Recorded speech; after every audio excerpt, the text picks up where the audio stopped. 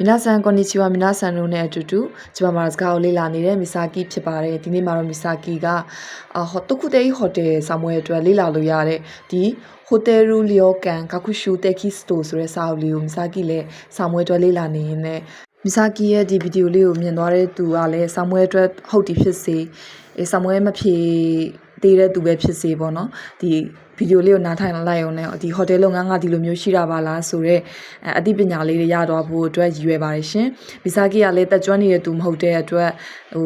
ချိုးမားတာလေးရှိရင်လည်းခွင့်လွှတ်ပေးကြပါရှင်။ဒါဆိုရင်မီဆာကီနဲ့အတူတူဒီနေ့ကစပြီးတော့ဒီဟိုတယ်လူလီယိုကန်ကာကူရှူတက်ဂီစတိုဆိုတဲ့စာအုပ်လေး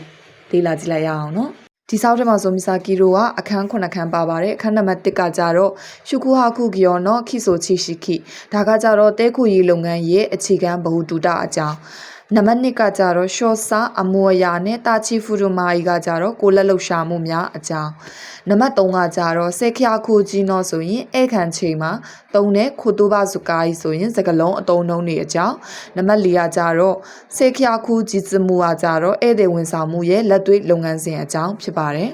နောက်အခန်းနံပါတ်5ကကြတော့အန်ဇန်အေဆေကကြတော့လုံခြုံရေးနဲ့ကျန်းမာရေးအကြောင်းအခန်းနံပါတ်6ကကြတော့ရှုခုဟာကု80ဇနီအာရူစေဇဘီတိုနီခန်ဆူရူချီရှိခိ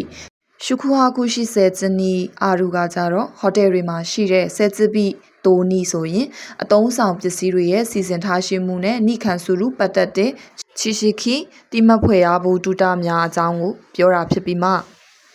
နောက်ဆုံးနံပါတ်9ကကြတော့ဟိုတယ်ရူလီယိုကန်ယောဂော့ရှူကကြတော့ဒီဟိုတယ်လီယိုကန်တွေမှာအသုံးပြုတဲ့